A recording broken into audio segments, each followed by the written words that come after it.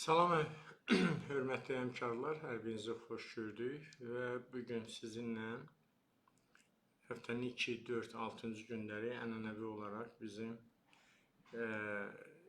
təhsillə bağlı canlı yayımlarımızdır. Bugünkü mövzumuz yenə də imtahanlar mövzusudur və ən maraqlı budur ki, son illərdə Təhsil Nazirliyi sanki dövlətin təhsil siyasətini həyata keçirən Mərkəzi İcra Hakimiyyəti orqanından o kontekstdən çıxaraq demək imtahan mərkəzinin funksiyasını yerinə yetirən bir orqana çevrilib. Hara baxırsan imtahanlar, hara baxırsan imtahanlar, təhsil siyasəti, təhsil məsələlərində təlim-tərbiyə prosesi ilə bağlı addımları biz görmürük. Və Təhsil Nazirliyi vaxtaşırı olaraq mətbuata, brifinqlərə çıxaraq ölkənin ən məşhur şoumenlərindən daha ciddi, belə deyək, daha bacarıqlı addım ataraq, yəni danışaraq hər şeyin yerli-yerində olduğunu deyir. Və bizdə də reallıq ondan ibarətdir ki, biz bir şey görürük ki, təhsil camiyyəsi olaraq yaxşı görürük ki, yəni hər şey yerində deyil. Doğrudan da yerində deyil və bu baxımdan baş verənlər biz təhsil işçiləri üçün doğrudan da iki qat acınacaqlıdır. Çünki reallıq ondan ibarət ki, biz təhsil sistemində işləyirik, bu məsələnin bir tərəfi.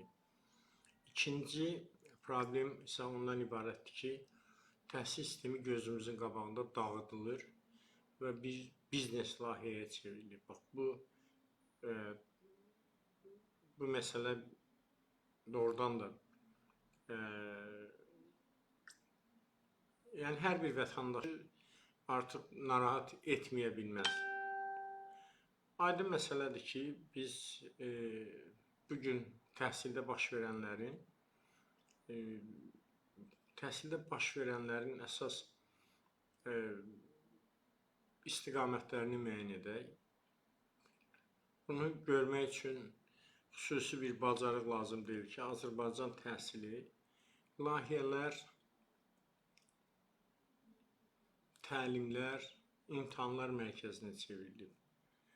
Və ən pisi də ondan ibarətdir ki, ən xoşa gəlməyən işin fərqli bir cəhəti odur ki, ölkə vətəndaşlarının vergiləri hesabına formalaşan, yəni büdcəmiz bir qrup fırıldaqçı və missioner tərəfindən dağıdılır, büdcə gəmilir. Və çox da rahat olaraq hər şeydə bir bəhanə tapırlar. Bizim bir jurnalist brifinqlərin birində nazirə belə bir söz dedi. Deyir ki, siz hər şeydən danışırsınız, amma heç nə danışmırsınız. Bu əslində Əmrullayev vurulmuş, mən deyirəm, son illərin ən tərs şilləsi idi. Yəni, reallığı açıq şəkildə həmin xanım jurnalist Azərbaycan reallığını açıq şəkildə bildirdi və Emin Əmrullayev də yəni sözün əsl mənasında naqdan vəziyyətinə düşdü. Bugün, baxın, elə bugünkü mövzu ilə bağlı danışaq. Baxın, görün bizdə nələr baş verir. İl boyu imtahanlar keçirilir. İmtahanları keçirmək üçün mən dünən bir məqala ilə çıxış elədim statusda, burada profildə də yayımladım onu. İmtahanları keçirmək üçün Azərbaycan Respublikasında Dövlət İmtahan Mərkəzi adlı publik hüquqi şəxs var. Bu Dövlət İmtahan Mərkəzi 1992-ci ildən formalaşır və bu formalaşmanın mahiyyəti ondan ibarətdir ki, ölkədə dövlətin sifarişi ilə deyək ki, buraxılış və blok imtahanlar həyata keçirilir. Bu məsələnin bir tərəfi. Digər bir tərəfi ondan ibarətdir ki, dövlət qulluğu, bu da dövlətin sifarişi ilə həyata keçirilir və baxmayaraq ki, demək bizim əsas dediyimiz bu Elm və Təhsil Nazirliyi, üzr istəyirəm, Elm və Təhsil Nazirliyi yeganə nazirlikdir ki, ən az dövlət qulluğu ilə bağlı vakansiya çıxarır. Və bugün təhsil sektor müdürlərindən tutmuş, regional təhsil idarəsində çalışanlar, müddədə çalışanlar, Bakı Şəhər Təhsil İdarəsində dövlət qulluğu statusunda çalışan şəxslərin böyük əksəriyyəti dövlət qulluğunda minimal bal həddini keçə bilməyənlərdir. Təsəvvür edirsiniz. Bugün bütün fəaliyyəti imtahanlar keçirməkdən ibarət olan Əmrullayev və Elnur Əliyev qruplaşması Azərbaycan dövlətinin qoyduğu siyasətə qarşı çıxaraq Elm və Təhsil Nazirliyində ən az vakansiya verən bir orqana çevrilib. Burada məqsəd nədir? Əgər şəffafdırsa proses, Emin Əmrullayev doğrudan da şəffaf işləyən nazirdirsə, niyə bu qədər vakansiya ola-ola bu məsələni gizlədir və vakansiyaların əksəriyyəti çıxarılmır və yaxud da vakansiyalarda dövlət qulluğunda imtahan verərək yer tuta bilməyən şəxslər, belə deyək, həmin vəzifələrə təyinat alır. Əvəzləyici də olsa illərlə həmin vəzifələrdə işləyirlər. Və Emin Əmrullayevin gəncləşmə siyasəti və yaxud da gəncləşdirmə siyasəti harada qaldı? Və Emin Əmrullayevin mən başa düşəmirəm, insan hansı üzlə qayıdıb deyə bilir ki, bu sistemdə biz gəncləşmə siyasəti yeridirik və yaxud da şəffaf işləyirik və imtahanı, hələ bir dövlət qulluğu imtahanında, hələ müsahibə mərhələsində edilmiş maxinasiyalar, fırıldaqlar və bununla müqabilində insan fikirləşir ki, hə, proses bəli. Baxın, proses gedir də, bütün hamı da görür ki, hansısa bir irəliləşlər var və Azərbaycan təhsilində ən böyük addım direktor müavinlərinin imtahandan qəbul edilməsidir. Siz yaxşı bilirsiniz ki, illərdir mən bu direktor müavinlərinin hazırlığı ilə məşğul oluram. Və reallıq ondan ibarətdir ki, hal-hazırki vəziyyətdə bu direktor müavinlərinin işə qəbulu prosesi bilirsiniz ki, rəsmən mərkəzləşmiş qaydada 2017-ci ildən başladı. İndiyə qədər bu qədər, yəni bu tüpikə və yaxud da labirintə dirəndiyi olmamışdı. Baxın, mən bununla bağlı bir neçə dəfə demişəm, bugün yenə bu barədə danışmaq istəyirəm. Elm və Təhsil Nazirinin təhsil ümumi təhsildə keçirdiyi imtahanların sayı 200-ə yaxındır. Və hara baxsan imtahan keçirilir. O qədər imtahan keçirdilər ki, özləri keçirdikləri imtahanın siyasını itiriblər. Bax, yəqin ki, buradan da məni dinləyənlər var və yaxşı da bilirsiniz. Hələ oktyabrda keçirilən imtahanın bütün mərhələlərindən keçən şəxslərə mesajlar gedib ki, siz uğurla müsahibə mərhələsindən də keçdiniz, artıq sizi çağırıb təyinat verəcək. Yüzlərlə insan gözləyir, bu imtahanı keçirdən siz idiniz. Və yaddan çıxıb bunlar. Çünki ondan sonra 3 dəfə imtahan keçirilib. Baxın Azərbaycan təhsilindəki mənzərəyə. Baxaq. Ölkə təhsili 12 regional idarədən ibarətdir. Əlavə olaraq Bakı Şəhər Təhsil İdarəsi 13-cü region oldu. Əlavə olaraq Naxçıvan Muxtar Respublikasının təhsili 14 yerli təhsil idarə etmə orqanı var. Və ölkədə məktəb direktorluğu, məktəblərin sayı hal-hazırki, yəni 2024-25-ci tədris ilində məktəblərin sayı 4252-dir. Bu 4252 məktəbdən 1500-dən artıq məktəbdə şagird sayı 100 nəfərdən aşağıdır. Yəni bunlar ucqar, dağlıq və dağətəyi ərazilərdə az bir qismi də aran zonasında yerləşir. Məktəb dili Azərbaycanın birbaşa Bakıdan Qazaxa 4 saatlıq yoldur. Birbaşdan o başa bəzən də 3 saata getmək olur. 3 saat yarıma getmək olur.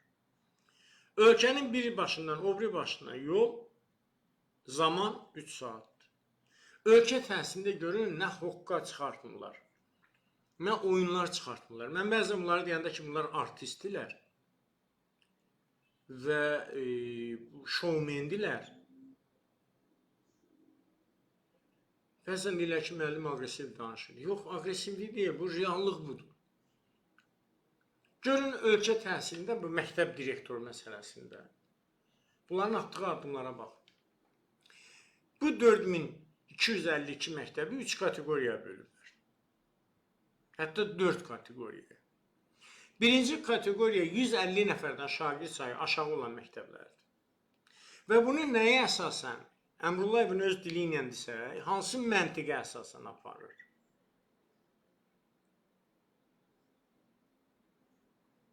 %50 nəfərdən aşağı olan məktəblər. Bu məktəblərdə güya imtahan yoxdur, müsahibədir. Burada da elə imtahandır. Həmin materiallar burada da çağırılır, kağız şəklində qoyulur qabağa. İkinci kateqoriya 150 nəfərdən şagird sayı 500 nəfərə qədər olan məktəblər üçündür. Üçüncü kateqoriya 500 nəfərdən yuxarı olan məktəblər üçündür. Bunu da çox gözəl bilirsiniz. Dördüncü kateqoriya isə birbaşa müddəyə tabi olan məktəblərdir. Hansı ki, bugün həmin məktəblərin lisey, gimnaziyalar, bir çoxları direktorsuzdur. Ölkənin bir nömrəli məktəbi sayılan və uzun illər, indi hal-hazırda Emin Əmrullayev döşünə deyir ki, olimpiyadalar, nə bilim, filan bilik yarışları və yaxud da beynəlxalq olimpiyadalı yerləri, fizika, riyaziyyat, informatika təmayüllü liseydir. Mən də həmin liseyin məzunuyam. Emin Əmrullayev də həmin liseyin məzunudur. Və reallıq ondan ibarətdir ki, fizika, riyaziyyat, informatika təmayüllü liseyi artıq 8 ayda direktorsuzdur. Filologiyanı bitirmiş müəllimlərdən biri, yəni şəxsinə hörmətim var. Filologdur bu adam, fizika, riyaziyyatla yaxından uzağa əlaqəsi yoxdur. Məktəbi idarə edir.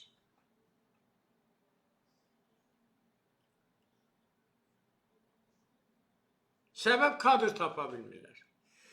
Emin Əmrullayevin istədiyi pulu verə bilən yoxdur. Həmin məsələlər. Məktəblər, bir çox elit məktəblər açıq bazara, açıq satışa çıxarılır.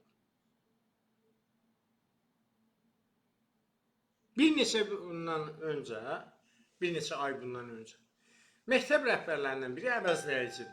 Hazırlaşmaq istədiyini bildirdi. Onlar tanış olur.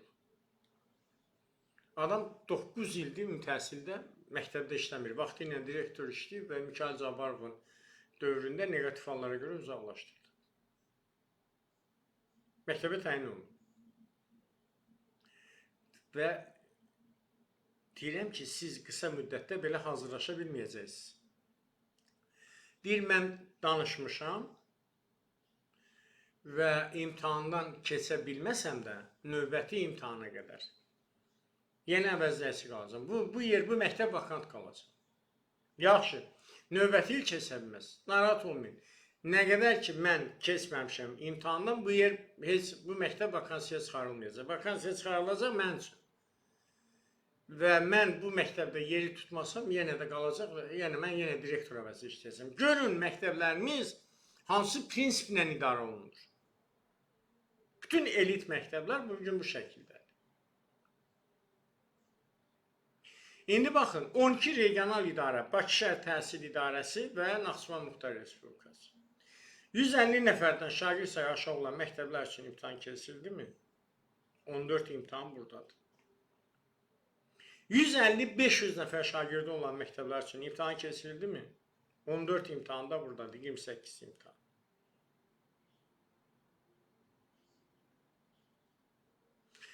İndi bunların hər biri üçün tədris işləri üzrə direktor müavini, təşkilatçı müavini, təsərrüfat işləri üzrə direktor müavini, laborant imtahanı, kitabxanaçı imtahanı, uşaq birliyi rəhbəri imtahanı, psixoloq imtahanı, çarşıya qədər hazırlıq rəhbəri imtahanı. Bu 8-dən də 28.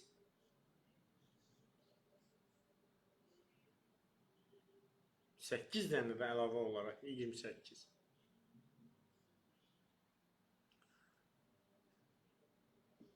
Baxın, gəldi 200'ü keçdi mi? Bax, bu 8'i 14'e vurur. Elədi 100 112 elədi mi? 3-də vardı 115. Müəllimlərin işə qəbulu. Müəllimlərin qarşılıqlı yerdəyişmə müsabiqəsi.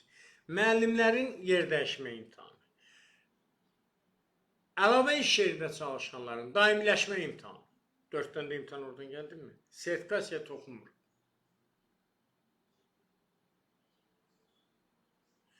Şagird sayı 500-dən yuxarı olan məktəblər.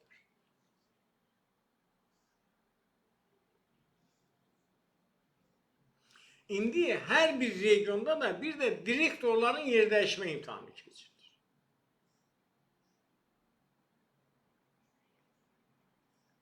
Və nəzərə alsaq ki, hər bir imtahanda ən azı 2 mərhələdən keçirilir. Bunun sənəd qəbulu, sənədlərin yoxlanması və s. bunları heç saymırıq. Və nəzərə alsaq ki, bu test mərhələsi və müsahibə mərhələsindən ibarətdir. İndi bunun bu imtahanları 2-yə. Gəlirik. 300-ə yaxın imtahan alır. 300-dən yuxarı imtahan alınır. Və Təhsil Nazirinin işi gücü orta hesabına hər günə bir imtahan düşür. O qədər başları imtahana qarışıb ki, keçirdiyi imtahanların nəticəsi artıq məlumdur. Seçilmiş kadrları vəzifəyə təyin eləmək yaddan çıxır. İndi 1-2 nəfəri xoşlarına gəlmir ayrı məsələdir. Yüzlərlə insanlar keçir. Və bunların bütün hədəfi 500 plus məktəblərdir. Esse ilə bağlı görürsünüz də. Dekabrın sonuncu həftəsi 500 plus məktəblər imtahan keçirildi. Yanvarın birinci həftəsi Esse keçirildi. Qısa müddətdə sizi müsahibəyə çağıracaq. Bugün artıq aprelin 15-idir. 4 ay keçib üstündən. 624 Esse'nin nəticəsini elan etmək bu qədərdir mi çətin? Bunu artıq bütün Respublika danışır ki, təhsil institutunda o Esse'lər yoxlanılarkən, orada edilmiş müdaxilələr, digər dövlət orqanlarının məlumat alması və nəticə etibarı ilə böyük bir rüsvayçılıq.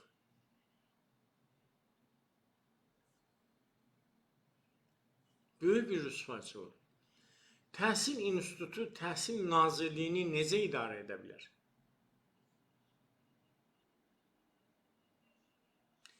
Bu Elnur Əliyevlə Emin Əmrullayevin əqli cəhətdən bir-birinin tayıdırlar. Yəni, nə problemləri də varsa, eyni problemli insanlardır. Görün, Təhsil institutu hansı ki, kimlər işləyib, Azərbaycanın bütün təhsil karifeyləri Təhsil institutunda işləyiblər. Mirzə Məmmədovdan tutmuş, ta Mehdi Mehdizadəyə qədər, ta Əjdər Ağayevə qədər, bizim Zahid Qaralova qədər, Abdullah Mehrabova qədər. Görün, Azərbaycan təhsilində yeganə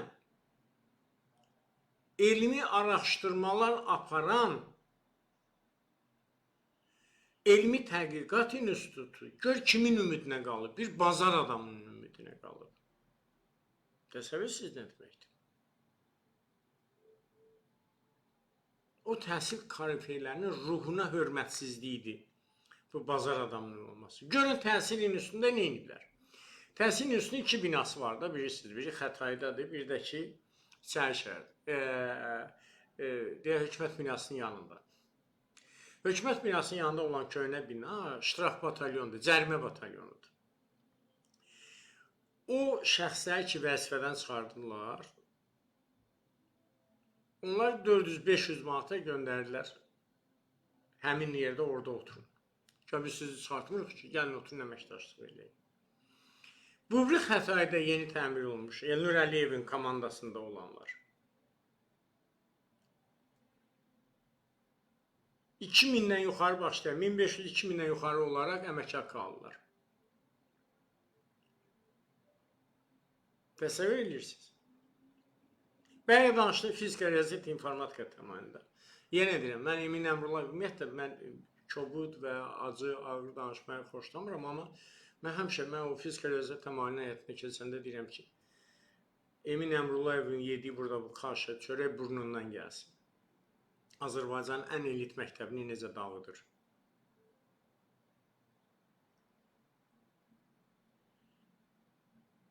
Və son 10 illiklərdə məktəb direktoru olan, uzun müddətli, indi də sağlamlığına görə Emin Əmrullayevdən 5 dəfə sağlam olan Tariyel müəllimi aparıb cərimə batalyonuna atıblar. 500 manat, 400 manat. Adam riyaziyyatın təhsil proqramını Azərbaycanda hazırlayan adamdır. Ölkənin ən güclü riyaziyyatçılardan biridir. Və fizika, riyaziyyat, informatika təmayülündə 8 aydır deyirəm, bir filoloqun ümidinə buraxıblar. Görün fizika, riyaziyyat, informatika təmayülünün kollektivi nə qədər möhkəm, nə qədər peşəsinə bağlı olan insanlardır. Səbəb nədir? Ora lazım olan pulu verən yoxdur.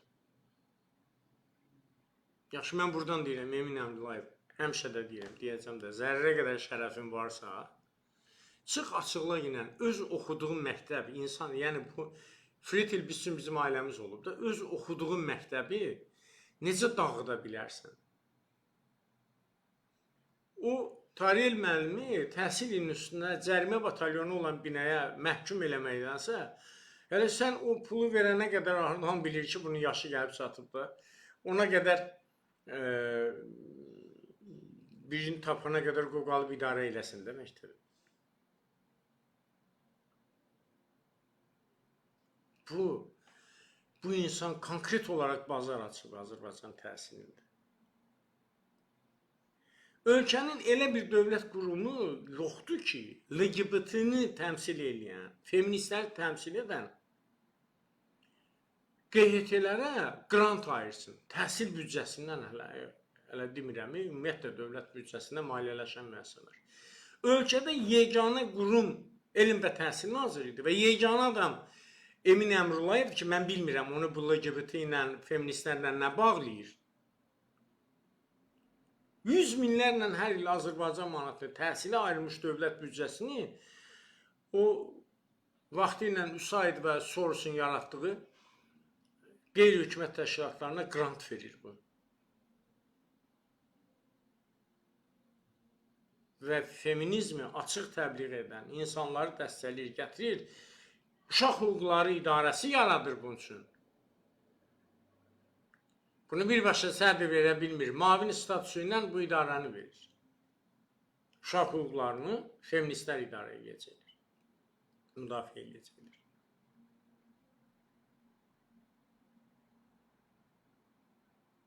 Azərbaycan təhsilini layihələrə, təlimlərə keçirdən, imtahanlara keçirdən bir şəxs və ömründə bir dəfə də olsun bir elmi araşdırması olmayan, bir dəfə də olsun bir elmi məqaləsi olmayan Emin Əmrullayev Azərbaycanda elmin inkişafından danışır. Faciənin böyüklüyünə baxırsınız. Təsəvvür edirsiniz nə deməkdir? Emin Əmrullayevin mənə bir dənə elmi araşdırmasını göstərin. Bir elmi məqaləsini göstər.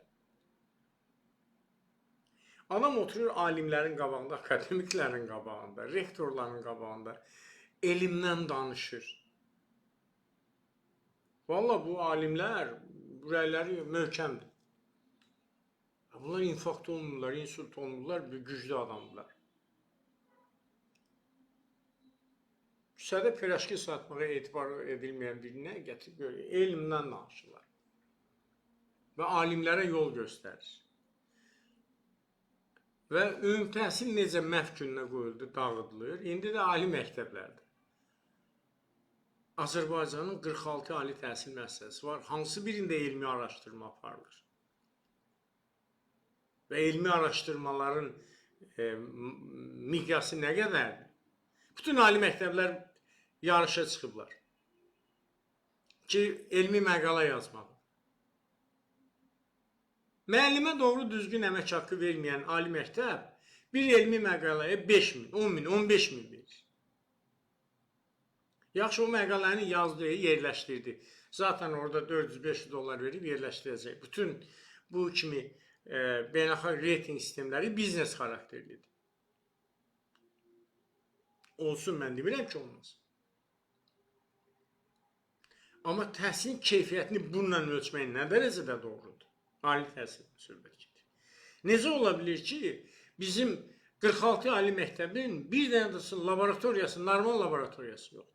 Bizim ali məktəblərimizdə informatika müəllimi hazırlayın, pedaqoji universitetin gedin texniki bazasına baxın. Görün neçə kompüteri var, neçə İKT laboratoriyası var.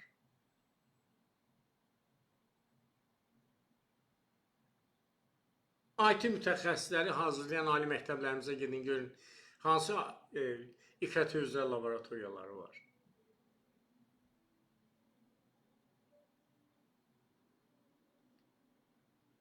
Bugün 4 il biz insanın, yəni psixologlar da hesablayırlar ki, 18, 22 yaşı, 25 yaşı, 24 yaş insanın beyninin belə deyək də, ən saf dövrüdür. Nə öyrənə bildi, öyrəndi. 4 il uşaqlarımızın həyatını oğruyuruq, sonda bir diplom verəcək deyə. Valideynlərin imkanı hesabına əlavə repetitor, əlavə kurslara yazılanlar nə öyrəndi, öyrəndi.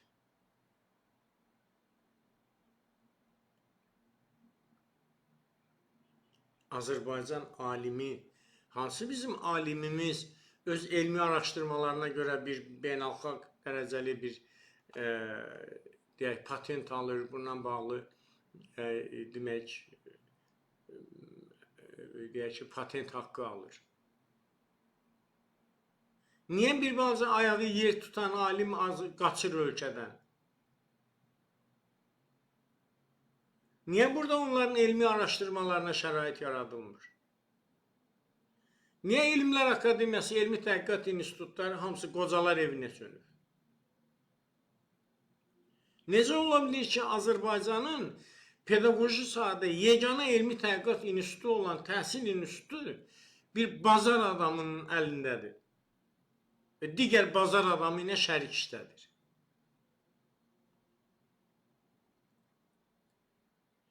Baxın təhsilin, istər məktəbə qədər təhsil olsun, istər ümumi təhsil olsun, istər peşə təhsili olsun, istər orta ixtisas olsun, istər ali təhsil olsun. Göstərin mənə harada bir inkişaf var. Bu adam elə danışır, şovmen kimi. Məntiq axtarır, fəlsəfəsi bu deyil, deyir. Danışır, saatlarla danışır, ortada heç nə yoxdur.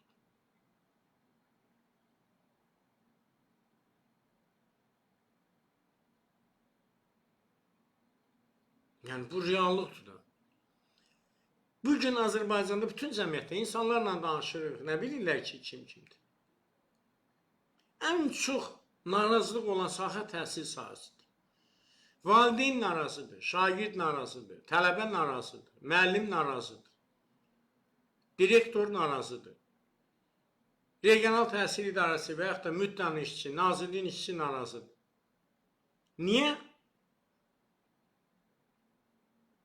Əmrullayev ilə Elnur Əliyev baş-başa veriblər heç.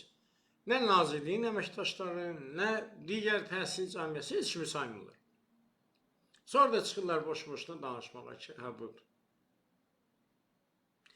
Adamı heç kim qandıra bilmir ki, İbtidai sinif müəllimi, fizika müəllimi metodist ola bilməz, sənin metodist lahiyyən var.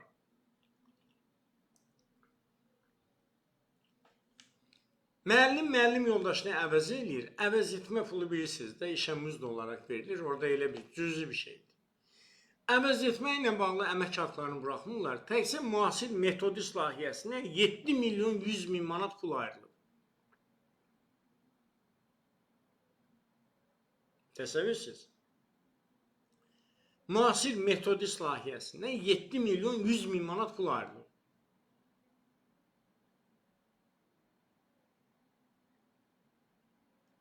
Deyək ki, 500-600 nəfər metodist seçəcəklər. Mən deyəndə ki, bu adamın psixologiyası yerindədir, xəstədir. Yəni, mən onu aşağılamaq üçün demirəm. Sadəcə elementar hesab, ən azı fizika riyaziyyat təmayülü bitirib də. Gəlin açıq reallığı danışaq da. Axı, bugün sertifikasiyada lap deyək ki, hər şey ideal keçdi. Təşkilatçılıqda problem yoxdur. Sertifikasiyada 10 sual metodikadan idi, 50 sual fəndən idi. Ehtimal prosesinə görə də baxanda da 10 sualdan da 20%, 2 sualı vurmaq olar. Yəni, suallar da ki, aydın məsələdir ki, çox rahat suallardır fəndən olaraq. Sənin 10 sualdan 51, 52, 53 bal toplayanlar, lap deyək ki, 55, 56, 60 bal toplayan, 60 sualın 3-ün, 4-ün, 5-in yazan şəxsin, sən necə onu metodist saya bilərsən? Aç gözlərini, bax, beynəlxalq təcrübəyə bax ki, hansı bir ölkədə attestasiya və yaxud da sertifikasiyada müəllimlərin metodiki sualların sayı 35%-dən 40%-dən aşağı olur?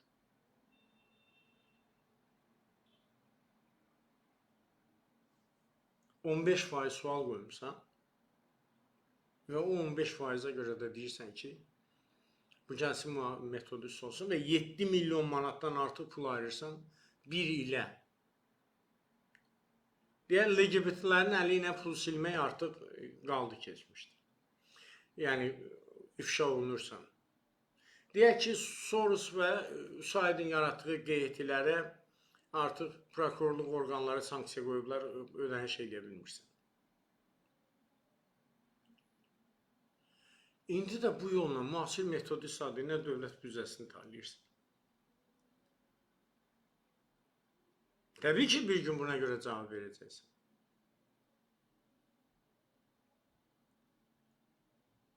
Və bu baxımdan mən, sizin də fikirləriniz mən üçün maraqlıdır ki, mən fikirləşirəm ki, bu imtahanlar bitmir də bitmir. Hara baxsan imtahan, hara baxsan imtahan. İmtahan da nə üçündür? Düzgün kadrları seçmək üçün. Mahiyyəti budur. Əmrullayevin öz dili ilə isə ki, fəlsəfəsi budur. Əgər sən doğrudan da kadrlar, düzgün kadrlar seçmək istəyirsənsə, sistemə lazım olan. Bir il öncə məlumat verir, 6 ay öncə məlumat verir ki, filan kadr lazımdır, mənə filan bacarıqları, filan bilikləri, filan kompetensiyaları olan kadrlar lazımdır. İnsanlar da nəyi varıdır, nəyi də yoxdur. Hazırlaşsın, gəlsin, imtahan versin, seç, təyin elə. Belə şey olar, axşam oturursunuz pubda, restoranda, barda, qərara gəlsiniz, sabah imtahan eləyin. Bu hansı anlayışa uyğundur?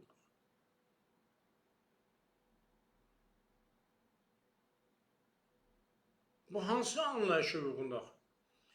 Sən 5 ildir ölkənin elm və təhsil nazirisən. Nə elmdən xəbərin var, nə təhsilin tısından xəbərin var. Hə, artist olaraq şovmensən, çıxıb danışırsan, falan, danışmayı bacarırsan. Bunu sən yaxşı hazırlayırlar. Bu necə ola bilər axı? Bir gecənin içində qərar verilir, sabah elan olunur ki, bu budur. İmtahandır, 2 həftədən sonra imtahandır, sonra nə bilim nədir, filandır, o birisidir. Əgər sən doğrudan düzgün adam tutarsan, doğrudan əgər sən imtahanın, yenə deyirəm, mahiyyəti ondan ibarətdir ki, sənə lazım olan kadrları seçəsən. Niyə öncədən elan eləmirsən ki, 3 ay, 5 ay, 6 aydan sonra imtahan keçirdəcəm? Mənə filan kompetensiyalar, bilik, bacarıq və təcrübəyə malik olan filan kadrlar lazımdır. İnsan da bilsin ki, il boyu imtahan olar.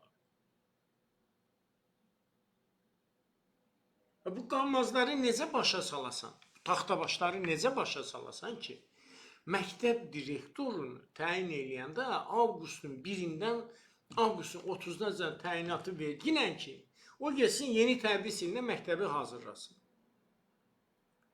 Oktyabr, noyabr, dekabr, yanvar, fevral, mart, aprel, mayda da məktəb direktoru təyin edirlər. Ya mavin təyin edirlər. Necə ola bilir ki, il boyu imtahan keçirdirsən, il boyu da Azərbaycan məktəbləri direktor əvəzi ilə, həvala ilə, mavin əvəzi ilə, həvala ilə və yaxud da mavinsiz direktorsuz işləyir. Necə ola bilir ki, xüsusi məktəblər var ki, illərlə eyni adam direktor əvəzi edir? Necə ola bilir axı? Əgər bu 2 il, 3 il məktəbi idarə edirsə, buna heç imtahan da lazım deyil də, idarə edə bilir də onda. Təyin elə geçsin də, niyə özündən asılı hala salırsan? Necə ola bilir ki, il boyu imtahan keçirdirsən, direktor mavinindən 1 illik müqavilə bağlayırsan, biri bir balaca tərpənən kimi, qanunsuz əmrləri yerinə yetirən kimi, deyirsən, müddəti uzatmıram. Qanun mənə bu imkanı verir. Necə ola bilir ki, əmək məcəlləsinin 3-cü hissəsində açıq şəkildə bildirir ki, öncədən, əgər məlumdursa bu vakantdır, ona müddətsiz təyin olunmalıdır. Sən bunu saxlayırsan 47-ci maddənin F bəndinə, tərəflərin qarşılıqlı razılığı ilə biz müddətli müqavilə təyin edirik. Məktəblər qalıb yiyəsiz, direktorsuz, mavinsiz. Gözləyim, mən nə vaxt imtahan keçirdəcəm, onda olacaq. 3 ay birini həvala edir, 3 ay birini həvala edir, 3 ayda birini. Bu təhsil ruhani işdir, mənəvi işdir. İndi ola bilsin, sənin mənəvi ilə bağlı əlaqən yoxdur. Çünki Azərbaycanlı qanı daşıyan adam əgər LGBT-ni müdafiə edirsə ölkədə, Azərbaycan müəlliminin, digər şəxslərin vergiləri hesabına formalaşan büdcədən LGBT-yə sən 100 minlərlə manat pul köçürürsənsə, feministləri yığırsansa təhsil nazirinə, sənin mənəvi məsələdə problemin var. Bu açıq məsələdir. Bu açıq məsələdir.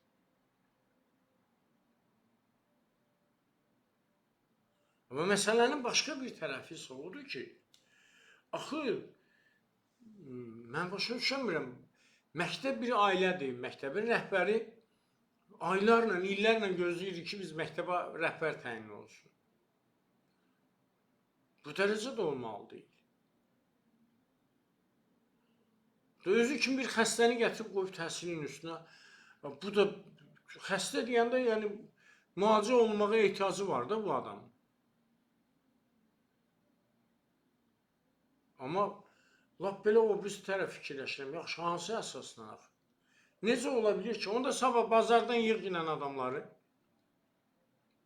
sənlə o vaxt, o LGBT, feminist qruplaşmanda olanlardan yığ ginən universitetlərə rektor da onlardan təyin elədə. Elmi tədqiqat üstünə əgər kursdan gələn birini qoyacaqsansa, bazar adam birini qoyacaqsansa, birini də o yandan gətir, gətir bütün universitetlərə qoy ginə, birinə feminist, birinə LGBT qoy ginə, birinə nə bilim hansından qoy ginə, maşallah, elə bunların əhatəsindəsən desən. Bunu təhsil idarə etmək olar. Yalancı statistik rəqəmlərlə ölkə prezidentinə məlumat verəsən, rəhbərliyə məlumat verəsən, budur. Elə deyil axı. Bundan çıxış yolu nədir?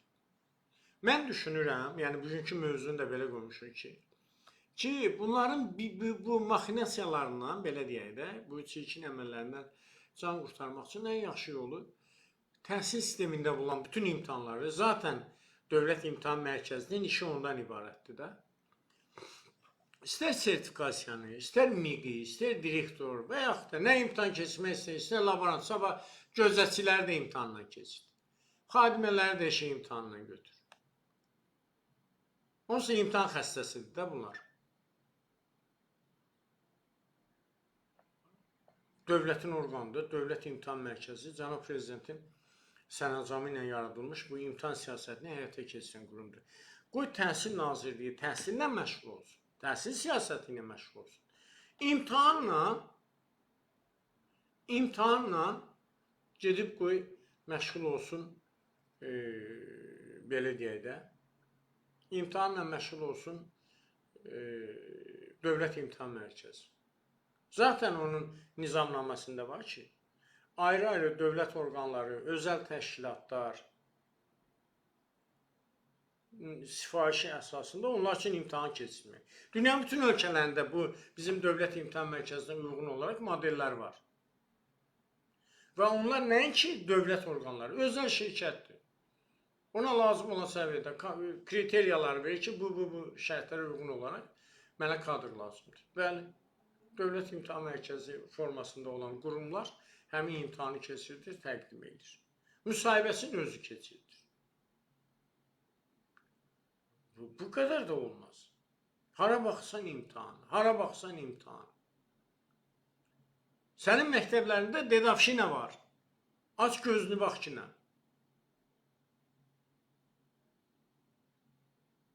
Sənin məktəblərində, şəhər məktəblərində hər gün cinsi zorakılıq.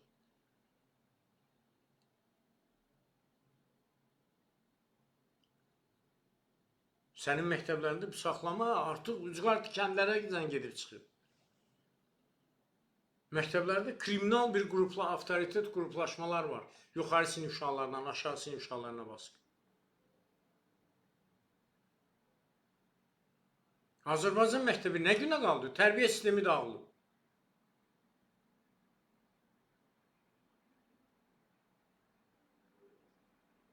Ölkənin təhsil sisteminin başında duranın özünün tərbiyə ilə bağlı problemi var. Tərbiyə ilə bağlı problemi olmasaydı, LGBT feministləri 3-cü cinsi nümayəndələrin Təhsil Nazirliyinə yığmazdı.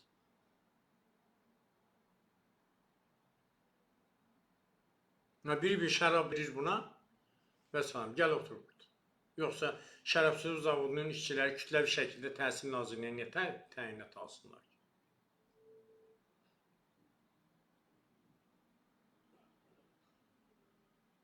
Adam gedir, kafe restoranda boğmalanır, Azərbaycan müəllimi pul yığır, bunun yeyib içmək pulunu verir. Bu insanın problemi var ki, bu vəziyyətdə də bu. Və ona görə düşünürəm, doğrudan da burada əsas məsələ demək, bəziləri fikirləşir ki, imtahan qorxu çubuğudur. Qorxutmaq adı ilə təzyiqdə. Bəziləri fikirləşir ki,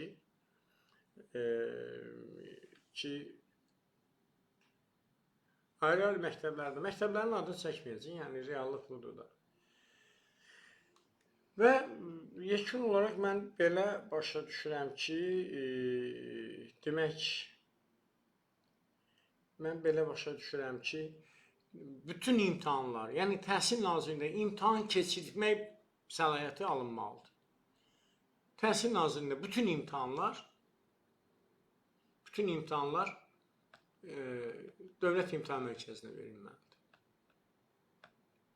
Və Təhsil Nazirliyinə tələb olunmalıdır ki, sən get təhsil siyasəti ilə məşğul ol. Yoxsa il boyu imtahan bu olmadı ki. Bu iş deyil axı. Təşəkkür edirəm diqqətinizə görə. Mən 4-cü gün burada suallar hansı ki 4-cü gün bizim TikTok'dan sabah 23:00'da əlavə canlı yayımız olacaq və eyni zamanda 4-cü gün buradan Facebook'dan demək bizim canlı yayımız olacaq. Bir də bir neçə dəqiqədən sonra, belə deyək, bir yarım saatdan sonra ola bilsin, 1 saat. Çünki indi dərhal dərsə girəcəm.